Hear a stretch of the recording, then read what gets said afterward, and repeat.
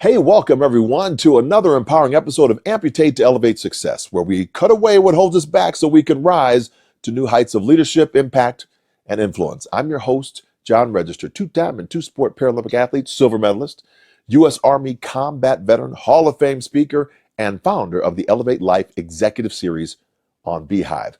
I began this show to give leaders navigating high-stakes transition the tools to communicate with clarity, to lead with courage, and inspire transformation. If you're an executive or an entrepreneur or leader facing big changes or in the thick of it right now, this podcast is your playbook. My goal each episode is simple, that you walk away with one actionable insight you can use immediately to elevate your leadership game. And today's guest is someone whose work has transformed organizations across industries, from tech titans to healthcare giants. She's a New York Times bestselling author, Hall of Fame speaker, and was named the world's number one, not number two, number one leadership guru in 2023. Her philosophy: deliver better results with less drama, boost engagement without entitlement, and create happiness even in the most challenging realities. She's been called the secret weapon to restoring sanity to the workplace and the world place. She's also the founder of reality-based leadership. And here's a fun fact. Her latest book, titled alone, Life's Messy, Live Happy, is enough to make you want to take notes before she even opens her mouth to speak. Yes, I'm talking about none other, the one and only, the brilliant one, Cy Wakeman. And we'll dive into this powerful conversation with Cy just after this.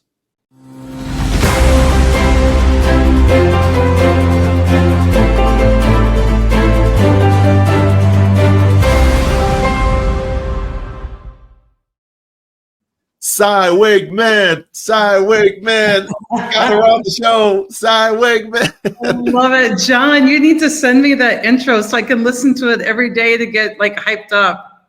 We got to do the hype. I love it.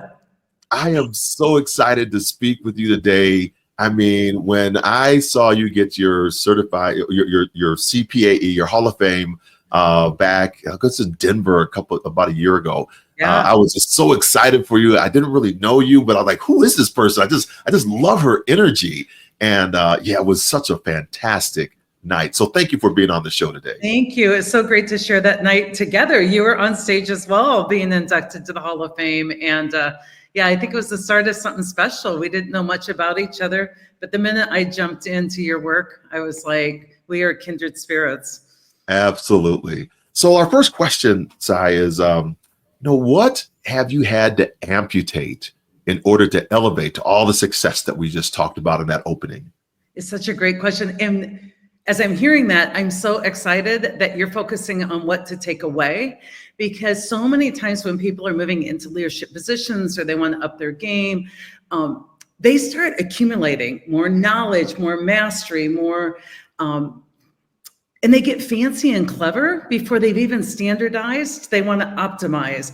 And so I see people collecting workshops and books and in seminars.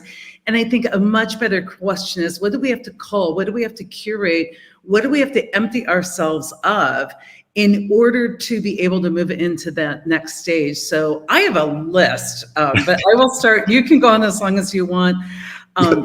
One of the first things for me I had to really learn is that leaders don't manage people. They manage the energy of people.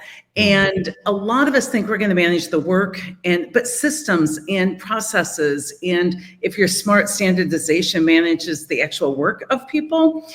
And so what I had to really focus on and get rid of so that I could bring my energy and my team's energy to impact is I first had to amputate my tendency to argue with reality.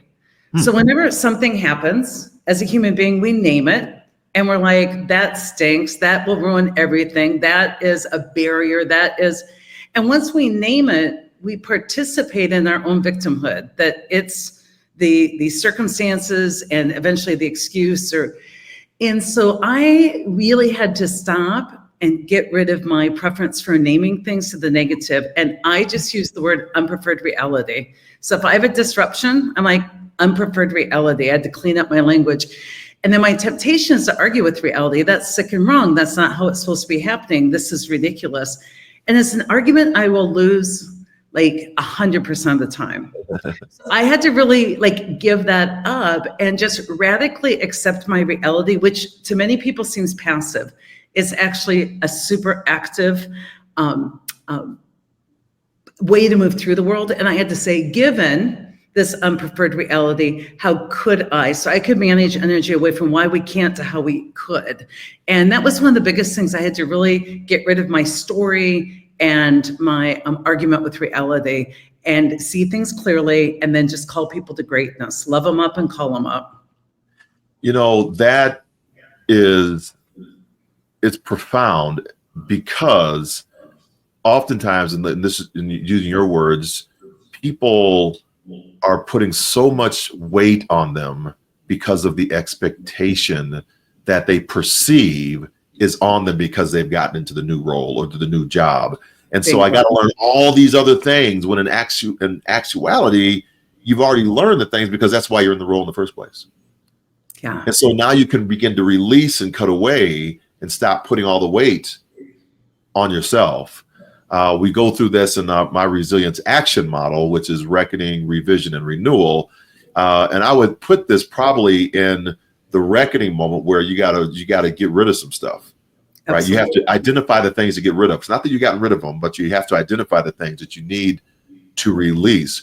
When you're talking with organizations and you're talking with these executives, these leaders, and you feel this, this resistance to being in that space, in that reality of the now, the present, how are you coaching them through that moment? So we have quite a few tools, and we call it the call to greatness. And so first, you've got to clean up your thinking, and then you have to find your space of impact, and then you absolutely need to focus on the next right action once your thinking's clean. So the way we clean up our thinking is we take a look at what is fact and what is story. So let's say that John registers 5 minutes late in joining the podcast. John wasn't, but let's say that you were. The facts are that we haven't yet started the podcast, and we might have to look at managing our time once we get started. That's it. I'm so capable of doing that. That's the facts. The story is the man doesn't value my time, and the man books me, but then, shows up late. He obviously is not a professional. None of that's true. And the reason I use this example is because people who know you know how untrue it is. But my ego is tempted to add that story in, right? My ego is so tempted to just really make it true. Well, the choices I make are different. If I'm seeing reality clearly that we got a bit of a delayed start, we just need to manage time sharply, I can make good choices. If I see it that John doesn't respect me and doesn't respect my time, and the choices I make are horrendous. And so what most people don't realize is the first step is cleaning up your thinking. So we have a tool called Edit Your Story, and it simply is writing down uncensored everything you're believing right now, and then going back and asking yourself, what do I know for sure? And crossing out anything that's assignment of motive or speculation, and that really in one exercise cleans up your thinking. I'm laughing because I'm thinking of myself in the airport. I'm telling myself so many stories about the people that are in the airport. It is ridiculous. Yeah. And sometimes I have fun just doing it. I often, my wife's a flight attendant, and one of the things I love doing is flying with her. I like going on trips with her on her overnights, and I just listen to all these stories that the crews have, because it is a different world than we expect as the flying public. And one of the things that I enjoy the most is understanding when the best time to fly as a non-revenue flyer. So that means I'm not paying for the ticket, I'm flying my wife's benefit. And the best time to fly as a non-rev flyer is early in the morning. It's the same philosophy we have for the United States Olympic Committee. Go early, go early, go early. Why? Because the story I tell myself is that someone woke up late. Someone got caught in the TSA line and didn't have TSA pre when they thought it was on their boarding pass. And those someones are on my flight. And so even if the flight is full and has plus 2 seats over, there are at least 2 people that did that. Yeah. And I'm going to get on that plane. And it works pretty much every time. Works. And so that actually, rather than being an ego-created story with no facts, that actually is a data-based observation of trends. And so I don't want people to say we just don't ever judge or discern. The stories I'm talking about keep me unless I see reality clearly, I can't get into helping, which is where I add the impact. Because when I'm judging, I'm not helping. So one of the things to really get cleaned up and amputate and get rid of is that level of judgment. Because let's say, I'm hiking, I love hiking, and I see something out of the corner of my eye that is squiggly. And I immediately say snake. Well, when you're panicked, you're 30% dumber, right? When you're into fear. So even though I've been highly trained in the event that one of my hiking group gets bitten by a venomous snake, all of a sudden I don't have reasoning skills. I'm just panicked and I'm creating a story that I'm going to be medevaced off the mountain. This is going to hurt like a son of a gun. I am being bitten by a snake. This is how I die.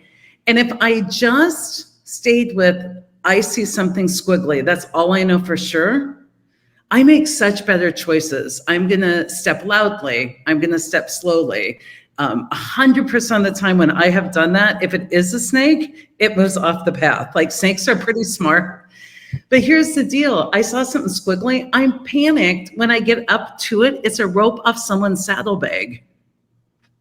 And what caused my stress? This all-concerning rope, or my reality? And in my research, I often ask, and how often do we turn ropes into snakes on a daily basis? And my research has shown us 2.5 hours a day, that we are just not operating out of our best self, and it's self-imposed. My best advice is stop believing everything you think and to question those thoughts.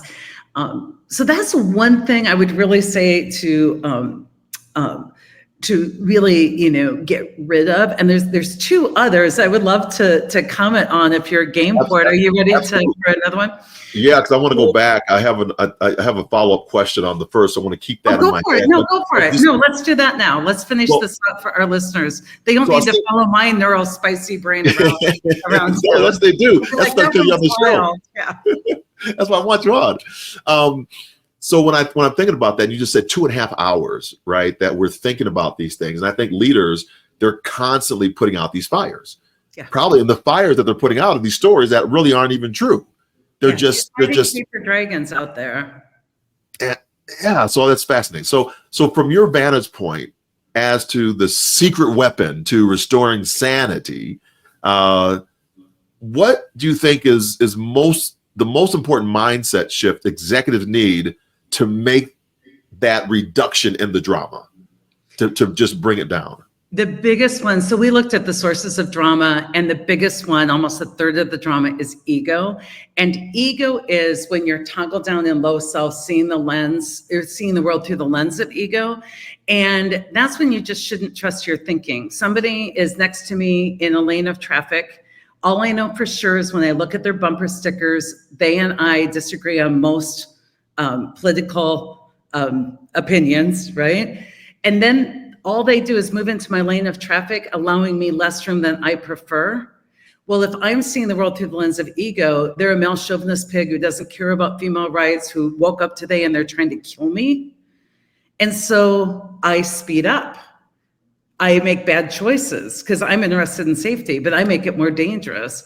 But if I can just stick with the fact that I just had someone enter my lane of traffic who perhaps disagrees with my opinions, right? Then I can make good choices. And so the number one thing that leaders need to do is help people self-reflect.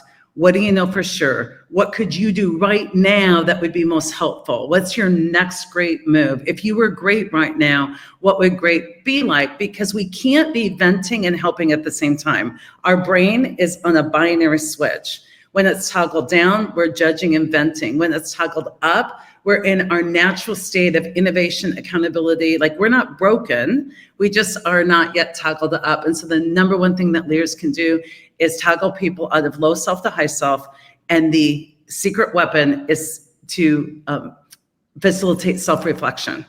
And self-reflection is a good question. Like, if you were great right now, what would great look like? I have to go from complaining about my colleague to another part of my brain where I'm like, well, if you're back to me, I could go have an honest conversation with them and I think, make some amends. That sounds great. Go be great.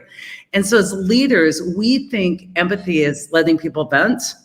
And empathy is, yes, validating their experience. I see you struggling right now, but not validating the sense they make of their experience. And so it's like, I can see that it was frustrating. It seemed like a microaggression from someone who doesn't yet understand their own biases. I get that. But then my job is to not validate the sense people are making of it, which is no one here at work cares about me and, we're never going to be able to change this. I'm like, stop there.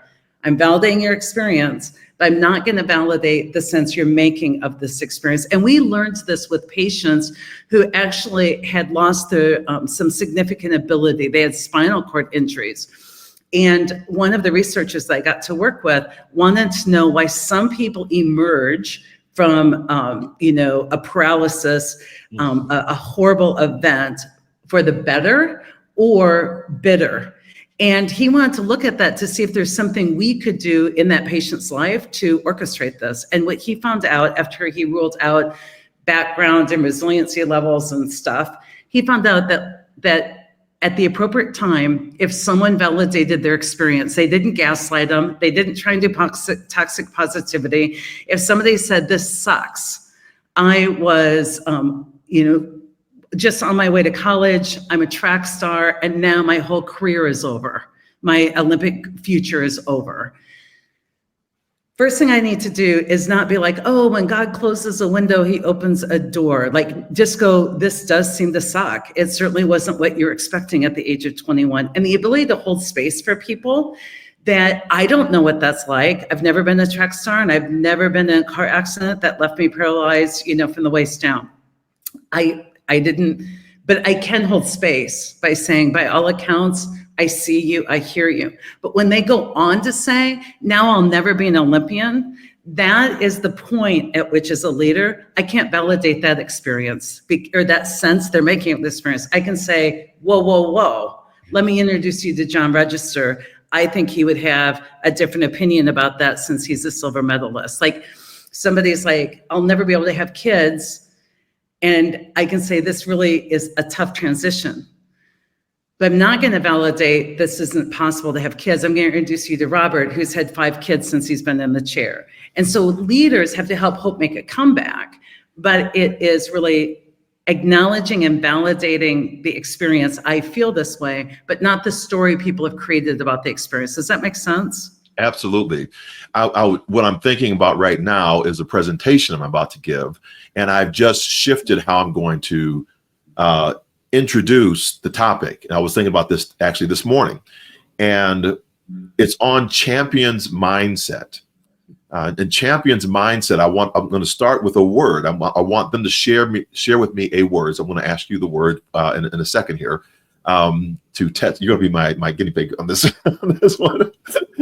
my Cy Wakeman sounding board, and the premise is that my word is not really a word; it's a suffix. It's an ER suffix, and when you're sharing about the people who have had some type of trauma, some type of injury, and they go forward to say what might not be possible. I saw exactly what you were saying when I was working with wounded, ill, injured service members who were primarily coming back from Iraq and Afghanistan. And at Walter Reed in Washington, D.C., which is now Walter Reed Bethesda, and in Brooke Army Medical Center, which is down in San Antonio, Texas, and at the Navy Hospital out in San Diego, California, those service members who were healing, that were healing together, primarily came out of the same firefight. And now what they were sharing with each other was a forward progression through that military sport program of people who had gone through, saying that, putting into them early of what is possible, and they got a chance to see what was possible. And to go one step further, everybody was I won't say satisfied, it's not the right word. They were kind of content and they were grateful for what they had. So, for example, a below the knee amputee was grateful that they were not above the knee amputee. The above the knee was grateful that they weren't a double leg amputee. The double leg amputee was grateful that they weren't a double or triple amputee. So everybody found their solace and their gratefulness for life and what they could actually do in that in life. So I find that exactly. So the question, because most people don't even know there's post-traumatic growth. They think the only experience they could have is post-traumatic stress. And if you're a combat veteran, you probably have some of that too. I'm not taking that away from you, but more people emerge transformed by their situations if they get the support that they need. And we as leaders got to understand what those competencies are. So on to your question. So the question, and that's very good. PTG, post-traumatic growth. I wish I had come up with that, but I didn't. Me too. Good old it's a great one. And I've worked with the company that did it. The question I have, and I would like to ask, and before you answer it, I want to go to a quick little commercial break. But the question is this: think of innovation and champions mindset in the context you just shared. And what is one word that would describe it without using innovation as the word? What is one word how you would describe champions mindset with the lens of innovation? And we're going to hear from Cy right after this. We're about to hear an incredible insight from Cy. But first, I want to invite you into a deeper conversation. Once again, my name is John Register, Hall of Fame speaker and founder of the Elevate Life Executive Series. I know your organization is ready to navigate high-stakes transition because that's why you're still here. I know you want to do it with clarity, to cut through the drama and elevate your results. So let's talk now. Whether it's a transformational keynote, an executive roundtable, or a customized leadership strategy session, we'll give your leaders the tools to thrive under any type of pressure. Join our monthly Elevate Life Executive Strategy session at johnregister.beehive.com. And who knows, we might even feature your company right here on the podcast. Now let's get back to Cy and our conversation. Okay, you gave me some time to think. I have so many words that went through my head, but I think my favorite word is curious. Curiosity, more curious. Like, I think innovation is bred by openness. Right. And I'm always thinking about it, not even as a word, as I said earlier, and I think of it as a suffix. I think of it in the context of the Olympic motto, founded in 776 BC, of Citius, Altius, Fortius. The Latin words, when translated into English, mean swifter, higher, and stronger. So curiouser. Yeah, curiouser, exactly. And from to link it to what you said earlier, it's the leader's response. So if you're a leader, if you're leading or you lead, you should be creating leaders. Yeah. So if you're the fastest, you should be creating people who are faster. If you jump the highest, you should be able to create people who are jumping higher. And that's so I think as leaders, we're always pushing to that next level. So that's where I'm going with the presentation. I love that. That's very, very cool. And a lot of times leaders, there's just these places, if they just check themselves before they wreck themselves, like if somebody's coming in hot, a rule I have for leaders is never meet the energy coming at you with like energy. Transcend it. And so if it's coming in hot, I transcend it with neutrality. I open my mind and my heart up. If it's coming in low, I transcend it with some amplifying energy, like let's step up here. But it's taking it where it's about to go and alchemizing that energy into where we need it to go. So I think we're alchemists too. Yeah, right. Absolutely. I'm going to switch over to no ego, because you mentioned ego a little bit earlier. I'm trying to think which way I want to go with this question, but I'll just go this way. You make the case in the book that ego is a barrier to progress. Absolutely. It's our most primitive thinking. It's our most primitive thinking, yeah. So in that. The shift from trust to triumph, I have like this T3 action model, but this from trust to triumph often means removing ego to allow teams to excel, how can executives recognize when their own ego is creeping into their decision making? There's so many ways to recognize it. But the minute I get into, I know, and I know what's coming, and I know what's right, and this is black and white, and I've seen this all before. Whenever we step out of openness and learning and we get into I know mindset, once you decide you're right, you're righteous, and you've stopped all learning for you and for other people. And so just notice how often you're certain about what happened a year ago. You're certain about what this guy's motives are. When you get certain and you're not walking in a state of ambiguity, or you have out of proportion drives, like I need this concluded now, or I need a decision. Whenever you start to have cravings rather than goals, you're into ego. Wow. Wow.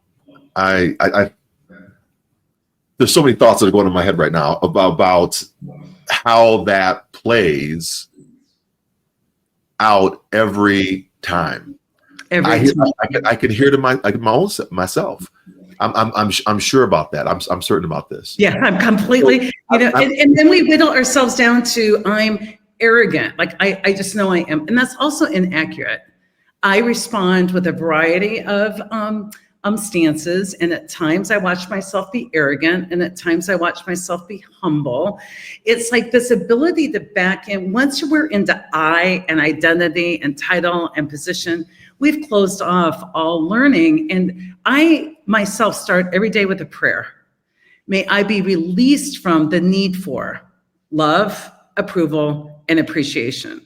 Now, do those things help me at times? Yeah, to be appreciated. I love to be loved. The minute I need it is when my behavior declines and I shut down innovation rather than open it up. And I'll give you an example that is so perfect because it's one of the things I would encourage people to be careful of. So when we're in ego and we're being victims, we've outsourced already the outcome. Like, here's how this will turn out. Instead of saying like, I can have impact, but we also need to understand that we're in participation with others. And one of the things I watch people who are into early leadership or even uninvolved leadership is their solitary goal is to have impact and to get results. And what they shut down is the ability to be impacted by the world. And so I want them to get rid of like the singular focus on having impact, because that's how we become tone deaf and righteous, and we miss all these signals.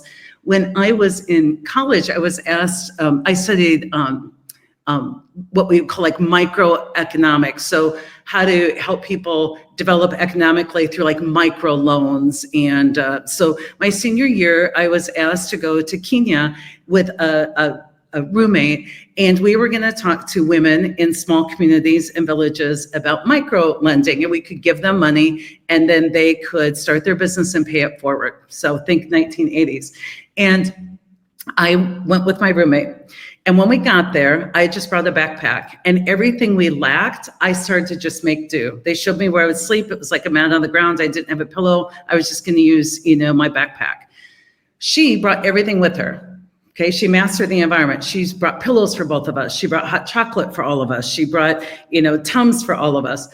And in the beginning, that was so convenient. So here's our two approaches. We both got separated. We went out into the villages. I got my butt kicked. Women were like, who do you think you are coming in here with your ethnocentric viewpoint? You want to give me money? You'll make me a target. I don't want to be a target because I have money. If you want to help, give me school uniforms so my kids don't have to share them and every kid go one day. Give my daughter sanitary napkins. Like, I was completely undone, John, by the experience.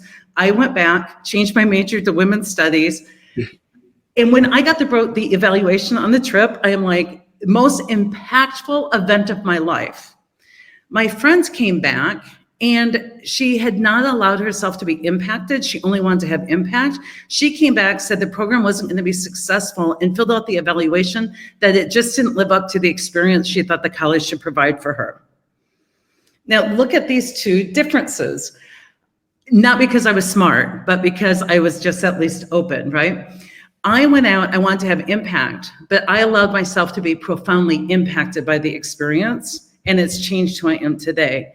She wanted to just have impact and was not impacted by the experience. 50 years later, we've talked about this. She was a bank VP, and she said, I became a dinosaur because I knew finance, but I didn't let myself be evolved by the world I lived in. And I quickly became a dinosaur. And I think so many leaders get stuck. If you see the year they're first promoted to leadership, they don't grow beyond that. They just gain more skills to manipulate others by, but they themselves don't evolve. So if you tell me you became a leader in the 90s, I know you. If you say you became a leader in the year 2000, I know you. And that's why we think there's generational differences. There's not. There's just the year we all got stuck in our evolution. Wow. I would love to go on with this guy. Well, I set myself up for another podcast. You just set yourself up for another podcast. Because I do so much work with our State Department, and I'm trying to bring some of that work that I do with the State Department into our world. I'll just kind of put us in a box here of professional speakers. We're more than that, but I'm going to just put that in for the box, and that in our world of delivering keynotes or trainings or whatever it might be. And one of the things you shared is what I often see myself as a sports ambassador or a masterclass giver. And the first question I always invite whenever the State Department sends me to a different country is, what does the United States learn from you? And so I never put myself out there. And I learned that from my dear friend, she's passed on now, Judy Heumann, the mother of the independent living movement, to really invite that conversation first before I think about anything else of what I am delivering. I love that. What do I learn? So, and for me, being an economic background and political background, I would add one question. I would say, what has the United States learned from you? And the answer should be almost everything they know, right? So, because there were ancient civilizations far before we claimed it. But that's right. The other question that'd be even better, I think, is what hasn't the United States learned from you yet? See, that's why we're talking to Cy Wakeman. Yeah, that's a better question for me, because I live in Mexico, so I see every day what the United States hasn't yet learned from. The knowledge is out there. There's a lot of other places that know how to live, and I think they have a lot to teach us. But yeah, so not to take us down rabbit holes. That's my problem with podcasts, is I get deep really fast.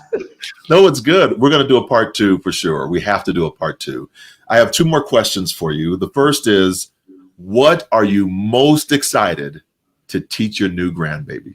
Oh, I am most excited to teach my new grandbaby the power of conditioning in the world and how to attempt to walk through the world not receiving that. I think it was Martin Luther King said, you can call me that name, but I don't have to answer to it. And I'm just even watching, like when I walk in the room, to please me, he tries to smile. And while I want him to be a social kid, I also want him to know, like, that's conditioning. If your grandmother walks in the room and you want to tell me you're really bummed right now, I want you to tell me you're really bummed right now. So I can't wait to teach him all the things I didn't have. I'm 60, self-regulation, emotional regulation, and all of his biases and conditioning, and how to live free, how to live happy in a messy world. I wrote that book, I thought, for all of you, but I really think I wrote that book. If I had one thing to say to my grandbabies, that would be the book. Here's what I've learned so far. We have to come back and talk about that book. We did the first 2. We didn't get to that one because we went off on all these great, amazing discoveries of curiosity and tangents. And the last one I have is kind of a bookend to the first question. Instead of looking back over your life and saying, what might I have done differently? I invite you to forecast forward, say 10 years from now, and think about where you are, what you're doing, and what do you need now to amputate in order to get to that place. So looking forward, what is very clear to me, I'm entering in and wanting to be a really great elder for people around me. And I believe that the more you evolve, the more wisdom you have, then you can walk through the world with more love, like you're more skillful. And so I thought I had to bring advice and coaching and counseling, but what I've decided I need to bring is peace and love. And so what I need to amputate right now is all of my stories and all of my things I think worked in life. And instead of having answers, to have really good questions that lead the next generation to find out their truth, because our truth hasn't worked. I love this. Ladies and gentlemen, this is the one and only. I told you, Cy Wakeman in the house. Thank you so much for gracing us with your presence today. Stick around. We'll be right back right after this. Cy, thank you for bringing your insight, your energy, and no drama wisdom to the Amputate to Elevate community. Your perspective on leading through messiness and modernizing leadership mindset is exactly what leaders in transition need to hear right now. Now, for those listening, if you found value in today's episode, please like it, share it, and follow the show. And if you're ready to take your leadership to the next level, sign up for the Elevate Life Executive Strategy Session on Beehive, where we go deeper into the communication and the leadership tools that you need to thrive in high-stakes environments. Once again, my name is John Register, reminding you that the journey to elevation starts with what you are willing to amputate. Until next time, go forth, inspire your world. Bye for now.